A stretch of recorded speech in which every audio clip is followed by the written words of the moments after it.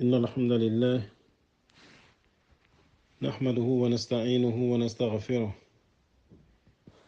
ونعوذ بالله من شرور أنفسنا ومن سيئات أعمالنا. من يهديه الله فلا مضل له ومن يضلل فلا هادي له. وأشهد أن لا إله إلا الله وحده لا شريك له، وأشهد أن محمدا عبده ورسوله صلى الله عليه وآله وسلم. أما بعد، فإن أحسن الكلام كلام الله، وخير الحدي حدي محمد صلى الله عليه وسلم، وشر الأمور مهدساتها، وكل مهدسة بدعة، وكل بدعة ضلالة، وكل دلالة في النار. واخنو مرمو جمعية الخيرية دونكونونشو كما نغرا كلا منتنتي غندن نانجيم بلادا غفر در مغسالة وغسوخانتنا تسلام غنقنتن غني. السلام عليكم ورحمة الله وبركاته. سلسو أنغا ترين كنو رانكو داغا بركين تو كما نوتو دين النصيحة داغا غادا فرعونونشو نانغا ورا وداغا نونكو تنشوي سلسو أسيغا نكيا كيانا Allah gada an kamanta qur'anya na kusunya kiyagen kammo nan khantati anga waqti beri ken khantandenga nan duwa gasuko manton dangani khaga duwa murna gai nanyaga kaman qura kala muntenga jalla fi ulahu aganna ongar ni tongunga no wor jaga tokki ngaro tongum battenga no ngari ndi garenga no wor jaga lato nga baka garenga mawne akhinu kwa gasuga tu mogobe tungunga le amano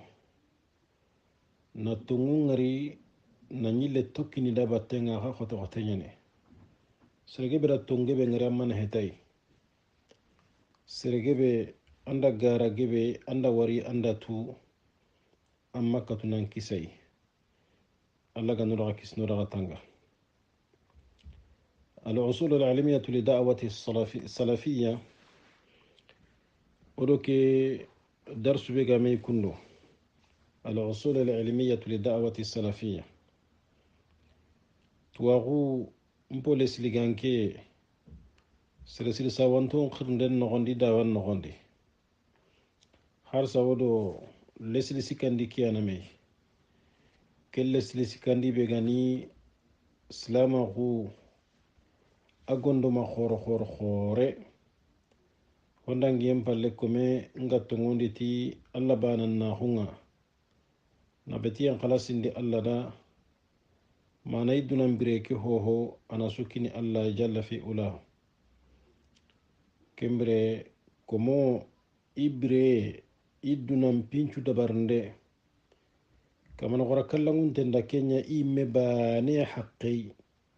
خوغا ماغروغا كينكو نوتا خون نوندي كينيا سابو دا نوغاري كيلس لي سيكاندي كوندوا اوتي سانكونتا نتيمي كيلو بينو ادو سانكونتا ميركيتو بينو غا بانغي دونادي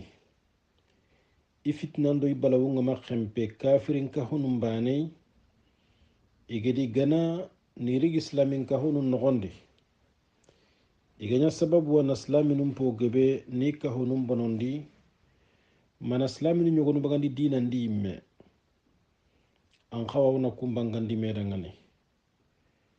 ku unsan kuntan killu asususu magani ala alamaniya laïcité nyagani système wa ewa agati ibara dina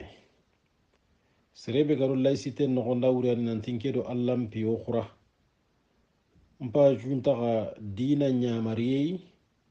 nanti allah ti ke sirenni ma ke maña serey men maga kenko oku hinundi sakkati wonanterenka hadamaren ɓe ñimme haqqilengada keɓe yambankane tanni anna kenya ñana dudangani sharia ma keɓe da ñonkillunga gemme anga to diga mu laïcité kamma halle anda démocratie ncara hoho kuttenga bagadi démocratie gumuku keta igi démocratie kebe nogondi oti parti nu nyane parti nuku inta afkaru noa inta idéologie noa anga simme suga démocratie ndi soro anda bangandi ida taga simme akama ida taga sondon tepe akama principe nu nyana dangani iga trene kum principe nu nogondi kembere ku nchimme killu benu gimaga démocratie mpanke ke nogondi otan kawa oni bangandi medangani silami sugadi annan kawanna kuntuwa bawno magiroga kono nanti angara mugu nanti andan naganen citina dudogoto do khairi mundundenga khairi ke andatu khairiyai sireni naganen citini do ho sire mundundenga kangatiya wakati kebe gada tunanta sireni sirella na du korosini na du tanga ho bure khay kangatiya wakati kebe agada ho bure ke agada bonentu kasirebe ganta ho sire ndo ho bure mbakamedi hadamare munga disekati hohoy andi sene di battenye igara sogontimi hohoy an kana sogontimi di battenye kagana nyanke nga ho sire ndo ho bure mbakamedi duna sui mea ganaro hodi kibe ga quran kenda nan tamanya anke mbaka do halleya kibe ga quran kenda nan tikenya sireni duna suwa gana barakenga anke malineya o kembere ho sire mumini maga kenna Allah gati kebe sireniya ho bure mumini maga kenna Allah gati kebe manya Allah ga nura kis nura tanga kembere nga khinu mare mo tagu benu ga dango dalla ko no meda nanti merekitu benu ga honkulira demokrasi ke hukumun nogondi iga golinyana tiya warni digamu meda ngani kunkamma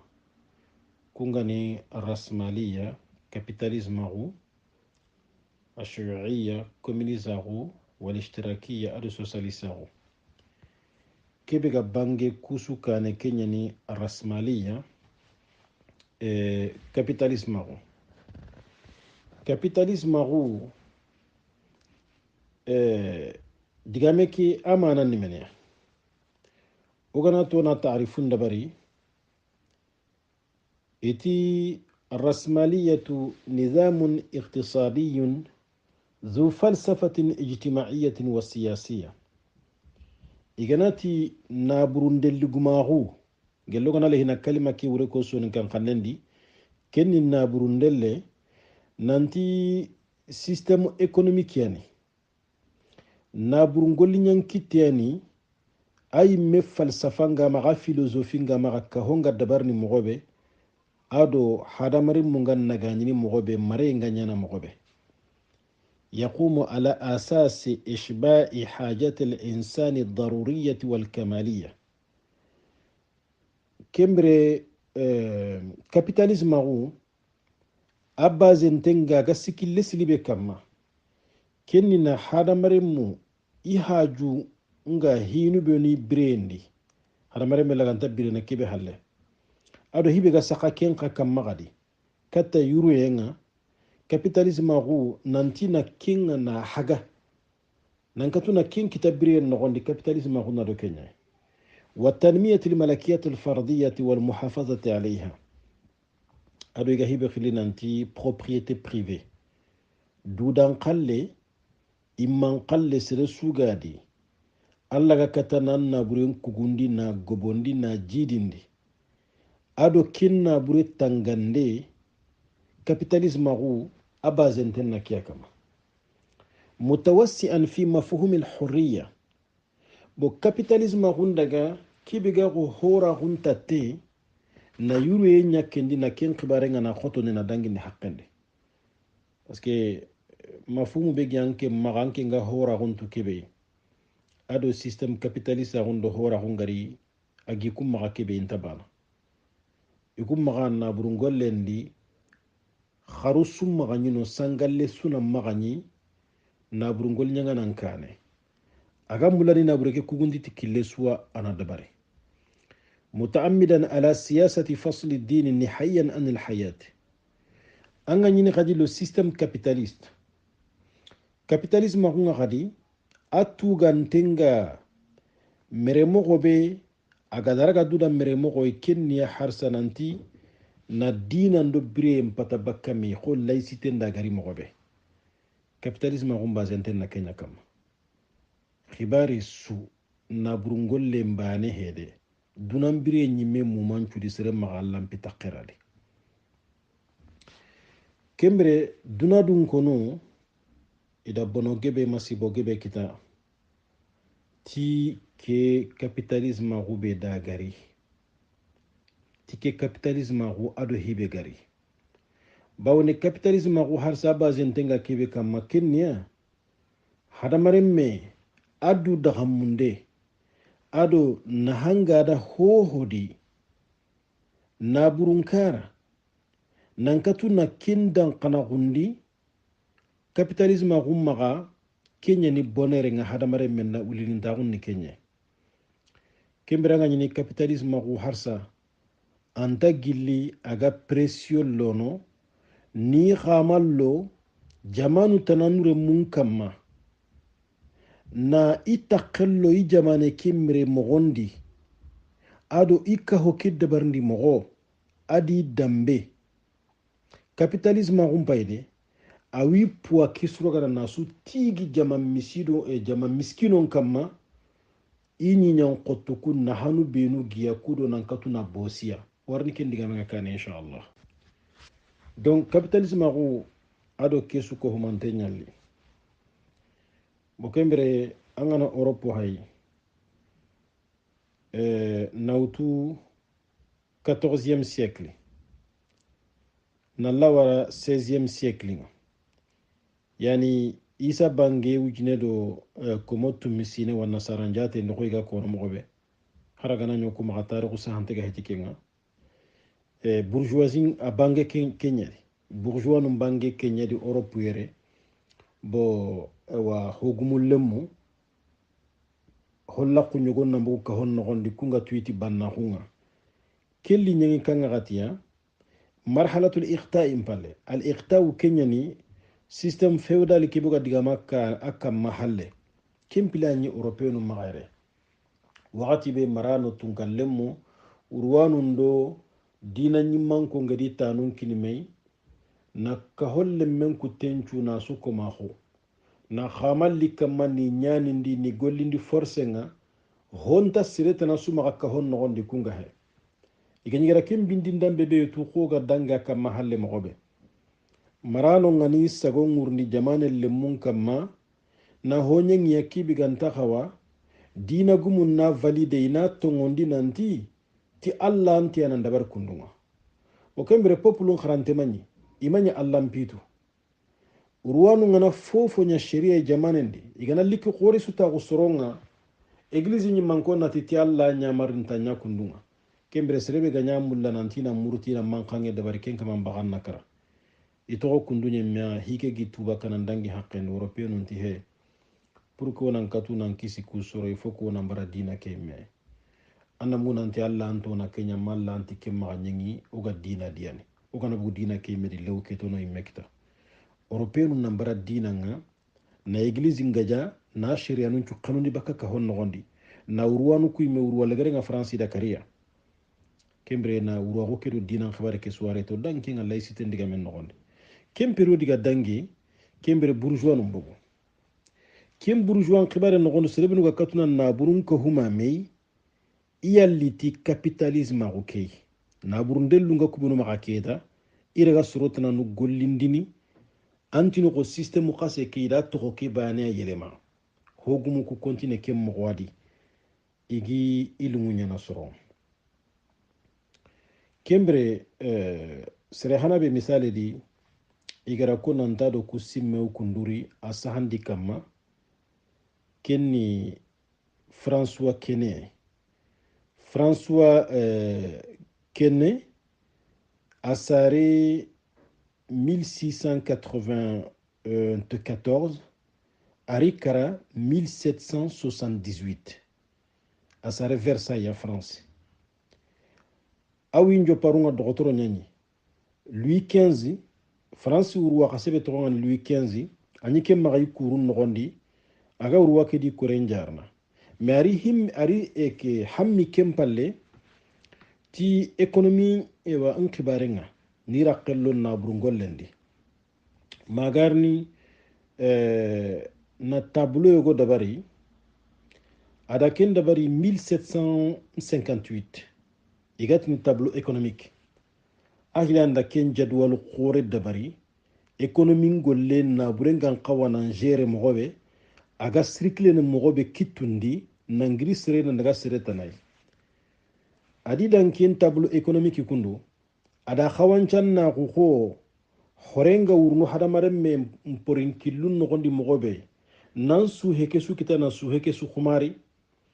ati naburen kaga illan kupe na hadamaren mun kitundi do mena ga mogobe adi compare me kenya mogodi bo kenya ni awa iti tableau ki dabar wakati be ke miga boga tuwana hore gwani adadan ke tableau économique ke jadwal iqtisadi yukundu ati kenga gatia tuwa kunu sikia na dunadi invention khoro ngani kenga ni sahande nyimmei serebe hilagati nanti sahande na honcha haga kharange ado khalisim bangande birendi na jonkoro qobo honu ngana qobo tia ata sikandini François Kene agada ke tableau économique be dabar kundu keigo kundu capitalisme aguke asimme hano ngiri ay abire ke période no ninga da kebe ko nautu 1694 na lawara 1778 abire kunga gatino ko période ni hilana ga France kembere ado ke simena lukundo bo capitalisme agu o wanyini simme wunga dangan kubanu gariti kena burungol nyankille kundo haroga makatuna asuko una imbaraga tungutu ni sagara na kunko meda kudo terinkana na derun na katuna fahamu igati ni capitalisme agu ewa kubanu gariti mazhabu kei daga kille ke gol nyankitte kei igara base simme benu kama hana ni menia kundi ona kutuna njage katawe hana ni menia kundi albahasu an الربح بشتى الطرق والأساليب na tenemuru tikille su surumade su alla ga kitanan na utiliser na ngollitay kudo nan na burenga na kugundi na gobondi ma na tinen kitan na buren kama capitalisme gunti wasafo kenan dabariya illa ma tamnahu dawlatu li dararin amin kal mukhaddirat mathalan maganta golinyan kitte be bane magolinyan mogo be bane jamane ngada interdit na kaba kibiya ganani atoran bangenga aga khurenga ga humuna ndangi haqqandi anga kumpi banan ngunyini bire nogondi capitalisme ko ngi kabana ko drogu misale de drogu nga gen kabantenya ni capitalisme jamanu nga occident da interdit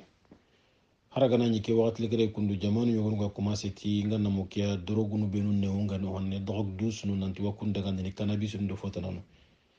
ken ballan na ni drogu mbania jagu ndeng interditen mais ken palle capitalisme gon nogondi hohoro wa gagene hohoro wa khobene kencu ko mantenga dabarni bo amma wari anganaro capitalisme gondi salama gon sharia ambalaya il faut kana sanga lencu koso parce que capitalisme gondi dolonga ga hontai sirgati gaga hontai heringijeti gaga hontai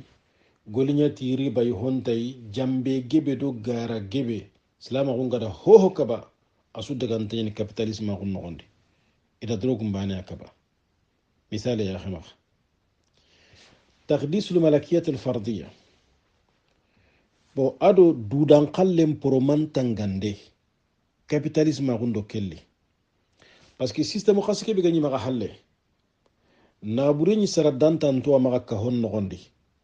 kuteke so palim palengi di batenga mais capitalisme agungari ati sere sugadi propriété privée ni sacré sere sugadi andruwa na ngolli na ho kita dudangani na ka kita na ho kita sere sugadi golle be gal linganda golnya laqi be gal linganda na dabari ancimbe kidan dole ki anna kencuro honya mundunden tara kibe gana kite aganya na anyi merengani dudan khalle sere maga yadan kam maga nan khalle ke bosanga kembre système capitalisme ati luwanu nan dabari jamanen nogonde luwanu benu keti garni ya keta na nabure jida ngarni mogobe nabure laga gollini parce qu'en réalité serebe gani capitaliste nga awro nday len kere naga asimendo atwa gunda hoho aga suro no hobe bane tara birendi kenya nabure kitene kammo haramare millana nyana bannanga kammo alla na milliard nu marna kammo. Le capitalisme est basé sur ça. Akuteke kibigani ti dambe ado teremontaru ado hinne ado dina sharia tangande kental ewasa ke capitalisme agun nogonde non ikuna do naburen kitene kammo point kembre iti abazen denga hibetana kama adamu tadakhuli dawlati fi alhayati aliqtisadiyya jamanen qal letanyi mena maghira qello économie gérée den khibarendi économie brien khibare l'état na maghira qellade. C'est pour ça qu'on gagne dans les pays occidentaux hari entreprise nu benu do société nu benu gagni l'état contendi jamane ni me khalle ngani kunga kudo kunga na gollinya gana tonobe kita ana hakinaro l'état bidjen no hondi agollen na dabari jamane ke no hondi kennanya ewa mudaray jamane kere menchu dangani capitalisme mbrantenya na kenga ikum ma entreprise suga l'état contendi l'état nan khawana suwa gaga privé nunga anani privé nu ma l'état ke nani tani hinu tanano no agarni kunko dangana kennan kampeti kun gerendeng kana buron khibari l'état nan ma ira khiro kende iti illa bil qadar alladhi yatatallabuhu an-nizam al-am wa tawtid al-amn maganta lanyara kibi haqqi kibi bane organisation en général ewa hinu nga organiser le mo be règle khoro benu garono na économie ngollen sangallo ga dangi kendi l'état nan magaro ho tanadi ado na sécurité khana ken renforcer kubenu ga naburu ngolle ngana sécurité liya iraga harsa naburu ke gogoro na kahumei sere suraganti mena sere nanchiki kane ke ken killendi kemre le système capitaliste adake insigira bana da kenya l'état ndangane ado khadi al munafasatu wal muzahamatu fil aswaq name sosa ado name liri saganondi capitalisme agundo kenyali kengani ewa concurrence nga capitalisme nunne il faut que me hirenya nanyi haramare mundo menaga société mundo menaga igamme hirndo saganum battenga ho muri hongani baneya iyanan qelebundi iyanan nindi iyana sukka makita iyana su hanka iraga katana kuteke su khanundi mekendi ga mengarne kane capitalisme agu abazen tenna kenya kam ado khadi nizamu hurriyat al-as'ar na yoken jonkunu na kunga ni iwara tidwa yani julanu nani hora hungi magayi menuga yoken jonkon fixene ken regle khadi na capitalisme agu a hankedo ken kabatenga capitalisme agu pankedo ke kabatenga parce que on anti capitalisme agu mena keta nanti hadamare me imman khalle dudan khalle parce que warna ngari kane communiste agu ni ke action na burunkara wala communiste agu brantenya ni nanti ka hon no gondi sere suga di honya ni mema ikum maga sunan kawal letanya kitendi kembre letanna jamane le munchu besu hajum pakiyana kenginanga ka sunan letanya kitendi warni kindiga menga kane. إذا الكابيتاليزم هم نظام حرية الأسعار وإطلاق هذه الحرية وفق متطلبات الأرض والطلب na prinu fixendenga na ken liberten kini julanunga nangemu igahibe kono nanti to wankhandi l'offre et la demande kembre quelle logique na ken ntoro sagama. Donc les prix vont être fixés en fonction de l'offre et de la demande. Et la demande kim mana nimenia kenya gage hobe ganani sasa kundu agebe nyaga sakandi aganta konto naga gobo imena ndangi hakandi kinga ge ho imme jonko kena yankati kenga bawo naga nyaketa garni sontoa aga sere suma ga kendi keta anke nyime a jonko nyankani ni kuda mbaga kitende mega kibi ganani ya ganaro go sakandi haramare menchu hajunga suga murnua nanti kinga gatinga kenyi me jonko chigene tiduya bo kapitalisme agundo kibe gari kinnia na kento gono ngani kundunga julanu ndo qobanu naga leta mekhira khiro kendi ko leta na li khumele nanti julanu ndangani khote nga duna dirigi ki khobe ho hulana sorompa junya na iran tabirena halle aga gana jonkon khoton di buru seren curanta khobono kembre leta nanti julanu ndangani khada jonko keto Allah haqqi aga na khempendi ke serem maga gaga ki haqqi hulana kama capitalisme kunna ken kontronye yikum maga ho gani yo ken jonkonga anan qawa saka nyimme ana fixe tikenyo ki en fonction de soronga demande ne ay hajungay gella gebe nyagani maro he nyagani khonga da ko hande nan dangi mogodo واعتماد قانون السعر المنخفض في سبيل ترويج البضاعة وبيعها. capitalisme agunti khali jonkon nyankande na yoken jonkon kana kase na wara promotion walma na wara soldunga ko iga kono mo to won kanendi capitalisme agu a principe nyani ken kay kudo yokebe gan kitendi anna katuna a denge anangage kenya hanga nyini occident europe harandanya sine ndi tanu hillia iga soldu non dabarne système capitaliste nyaro kennali kembere ken soldu gatinga na reketa stock sugani jula sumaga agge benga nanga da tunanti anga na wari jonko normaliki irigi sinen kutendia asuranta gagene bo model kurumbo nga bakodo waga na gakunga na rina kenya kin kitekeri so antaka telle kenga gatinga yogonu nga gaga na perdi nyime kuda mbagan kitende o kembere alla wa solde ne moins 50% moins 70%. capitalisme agundo kengol nyam mogori wa kenga lega soldu non dabarne kembere kana dangiro warni capitalisme agu anonu igobonyane kenya ni ashkalu rasmaliya capitalisme agu nonu benuga na fasonu benuga ni rasmaliya tijariya kenni capitalisme commercial jagunden karan capitalisme agu التي ظهرت في القرن السادس عشر إثر إزالة الإخطاء سيستم فيودال كيبو غداكو دينا نيمان كوندو واللمو غني وقتي كيبي إغدا كهول ممبورا نكهون خلين چونيا إباني خلي كين سيستم غدانجي اوا أدان كين باتي خايدي غلي 16e siècle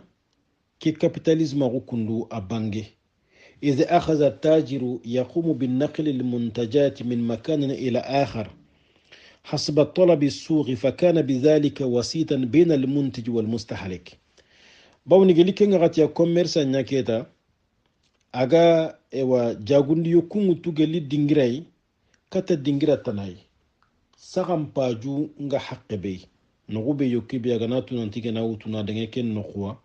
سرونغا خبونو كمبري soron kuma sena a dabari ken gatiya bawni ganni late ho gadda barri nogube a tokni non choro nyama me gari na système capitalisme ko ke système capitaliste ke igara wara en place bira be ni keta marchandise nga sagi wutunda na nokwa kata nokutanay kembre fakana bidhalika wasitan baina almuntaji والمستهلك commerce nya keta intermédiaire ke fabricant do consommateur ndo menax ma almunti juwar wanyana sogana nyimme agi sogo hoki be aga sogono kembere intermédiaire na sogo hoki ko ba ke ngoronga ana gana ana daga gaga consommateur nu tanani detail nga no khotanay bo capitalisme agu ano ne gwa hayke ke hila hambange kenganya none tanari kengani rasmaliyatu sanaiya capitalisme industriel التي ساعد على ظهورها تقدم الصناعة بو خوبي غاني كي كندوا كي غاني الرأسمالية الصناعية أغا هيبه غا ديماندي كي نيانين كما كني فابريكاسيون غا كوماسي نمبوغنا لي إيغاتني الآلة البخارية ماشين فابير سرحانا بيغدا كي انفانتي نا فابريكي نا باغاندي كني جيمس واتي anya en 1770 nandaga wara mirindi machine iramu kuwo ganyi mirni kara to kitunga mogobe Europe yi mere ni dabar ni kem mogwadi kimbre na machine kita automatique ay mega iramel laga na gesel laga na miri na nya iramenga na dabari aga sarabana nekiani aga katuna ken dabari anyangi 1785 ya kenga nyengi Kenya nya sababu na revolution technologique na kenga na bangandi Angleterre ajope Angleterre hila anglenu ne kempalle arisanki Europe mumanchudi bokembre ke moddu hilandi kundu ma Kenya mo hilandi kundu kebegani rasmaliyatu sanaiya ajope mo pay ke kundo Europe kembre anda wari capitalisme agu adan Kenya mo kundu abange ke mo way bo gelirani keta européen moy gada naburundelle ado gol nyangana gadi hata bakame ma hada maremme ado mashi keni capitalisme agu anyam mo hilandi a système tanano ga ken khilanti système cartel الذي يعني اتفاق الشركات الكبيرة على اقتسام السوق العالمية فيما بينها kengani société khoro be ga dunadi isunangimu na memugu nanti ina duna su saga khore na ken taxandi ikunyi menu durundo menax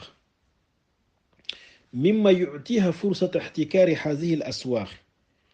قال لي قول نيا مغو بي ما هيبي غنا دبري كينغا مونوبولو اغا كي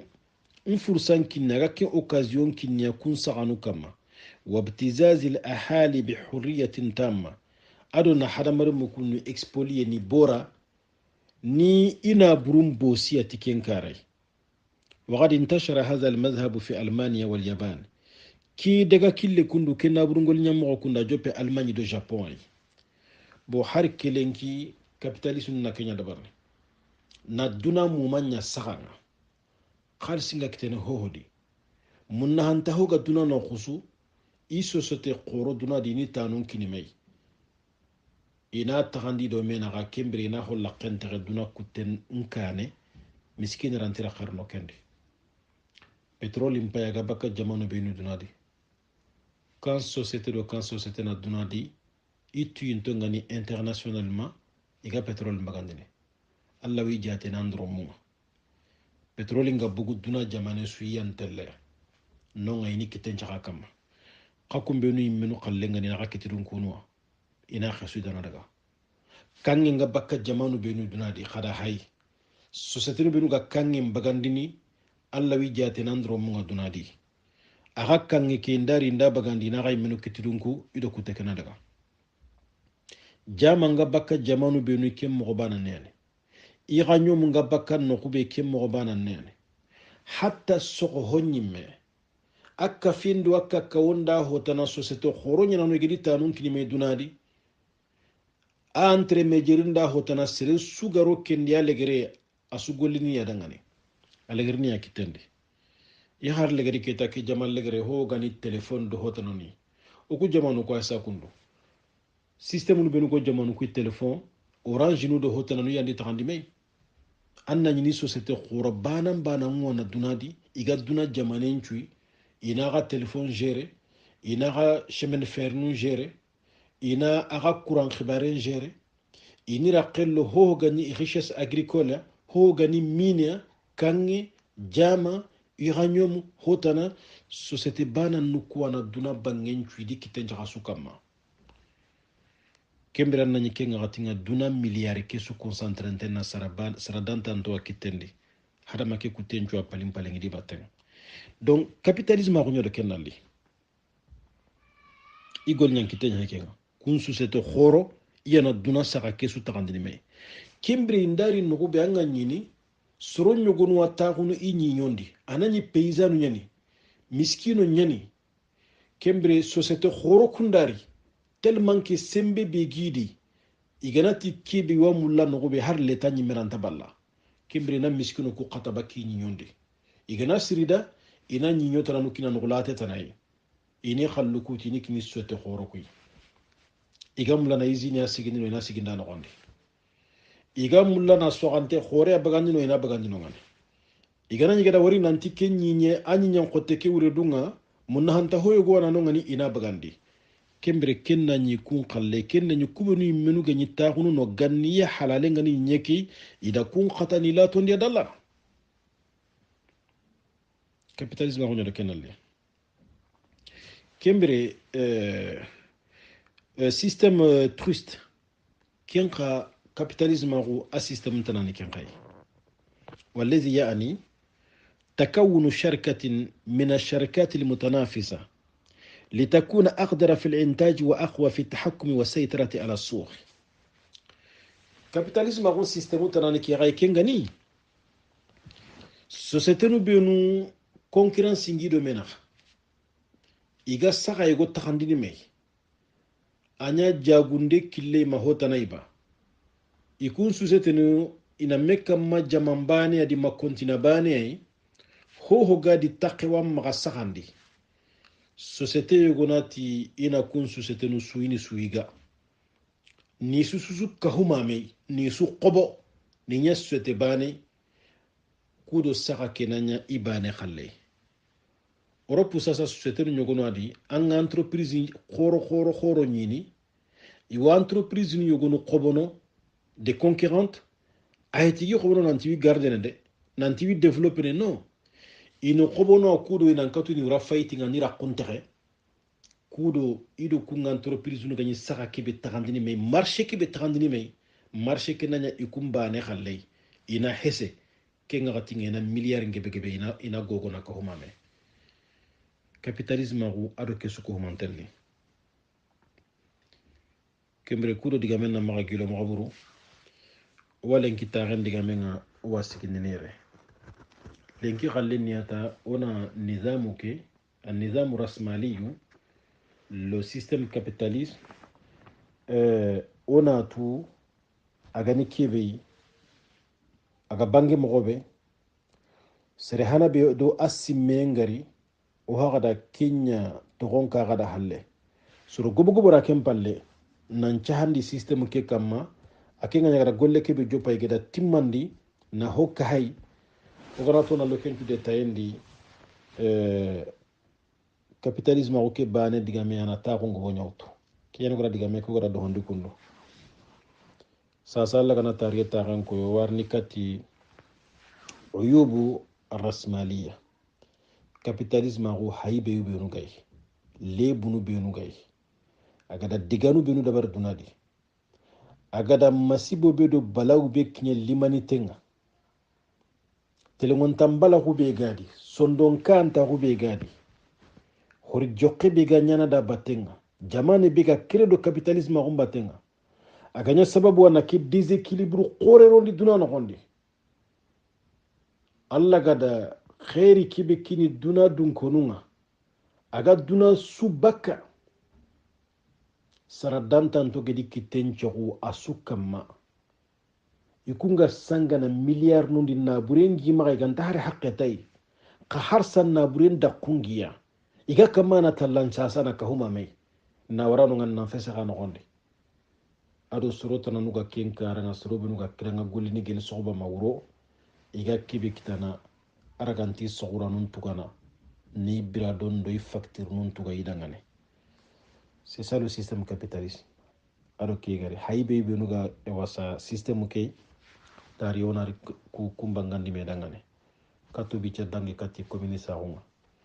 ogani su kharabirabe ngarna bangandi inshallah taala ko tabe ga golenki fima a'lamun tu hunga hibedi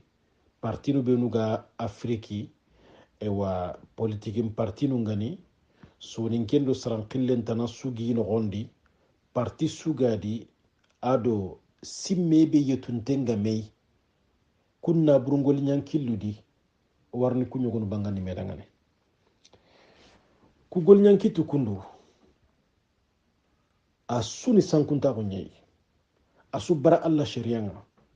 a su organiser allah ñamariyen sooxinden noxoñade hara gañi gam paxaro ken ñegemedi silamaxun dinanda bexu bal ada haramu silaminu nan boxe bakkame ina ña partinu islamin ka hon noxonde sakatana men fahamu iga fete fete mei nan jonkoy katti daga killu be nuy bre nogondi o daga nyasuna sankunta ko nyay capitalisme a pay a philosophie pay ke da dinan chori ara dinan chori alla sharia warne ara dagandi mu'minin danna na burengo linya anna do khidima salama gunta banna ko controi aslama gun na burengan kawana muri killu be nu di islama gun dinandi bangando dangane golinya mogo be gan kawa sorondo mena ga bane su haqqe gan tatelle do ihunen battenga salama gondi bangando dangane bannanu nge responsabilité ngani kebe kata miskino nga kudo sere suna maga nyani ka honno gondi do hontanga huwa nani sere tanawa birena kamankara nga kenji ban pakkan islam honda reglo kenji mais capitalisme honda kesu sangalen qoso Allah na tariya tarin ko inshallah taala mo gara kem pogo be mo gara kem bangani me dangane كينا لغا نولا حالا نجرولي لغا نفهم دو دينا كي ونا لنكتا غندقا ونا سكندير وآخر دعوانا الحمد لله رب العالمين وصلى الله على نبينا محمد وعلى آله وصحبه أجمعين والسلام عليكم ورحمة الله وبركاته.